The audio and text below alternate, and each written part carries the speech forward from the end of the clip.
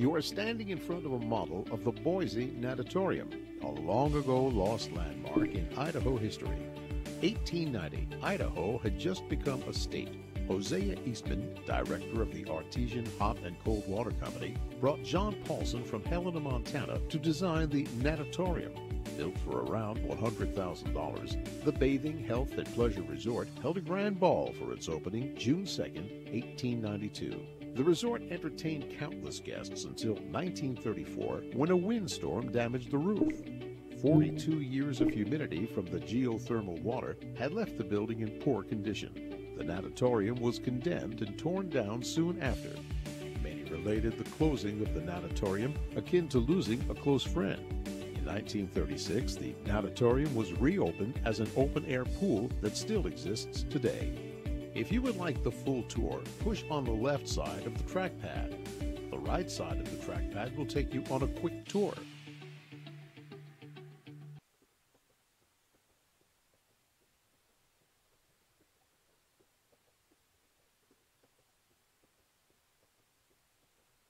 You have just traveled back 125 years into Idaho history.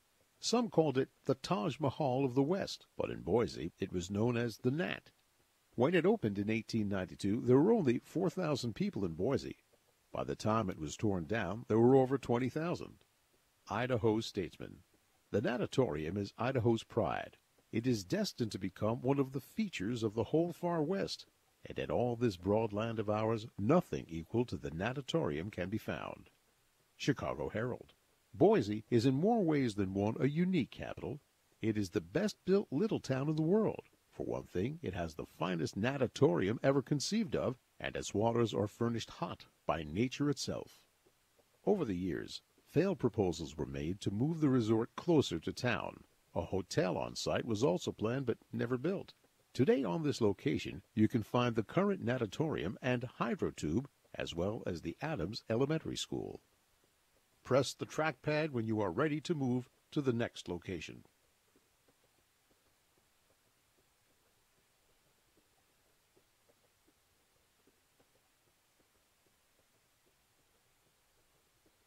The White City Amusement Park opened in 1910 for a cost of around $30,000. The park was a very popular entertainment spot until it closed in the 1940s. It was named after a section of the 1893 Chicago World's Fair that had white stucco buildings and appeared illuminated. Dozens of amusement parks in the United States used the White City name. The park included a roller coaster, the scenic railway, which was a half-mile long and 60 feet at its highest point, a bandstand next to you that could hold up to 60 band members, a dancing pavilion that also served as a roller skating rink. The Joy Wheel was a 16-foot wide circle that would spin faster and faster until the riders were thrown off. A fun house with distorted mirrors to entertain all ages. A shooting gallery to show off your gun skills, and a mini railway to slowly tour the property. You could catch the latest silent movies in the moving picture theater. Free movies were also shown outside at night on the screen above the ping pong arcade. Many concession stands and carnival games were spread around the grounds. In the middle of the scenic railway, you could find a carousel. Live entertainment included daredevils on a trapeze and a high-wire act. Holidays were very crowded. As many as 20,000 guests would stop by the park on 4th of July and Labor Day. Bands would play all day, and fireworks would entertain at night. Press the trackpad when you are ready to move.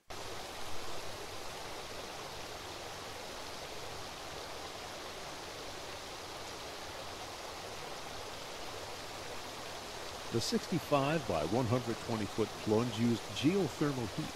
At 300,000 gallons, it was the second largest indoor pool in the U.S. and claimed to be the largest natural hot water pool in the world.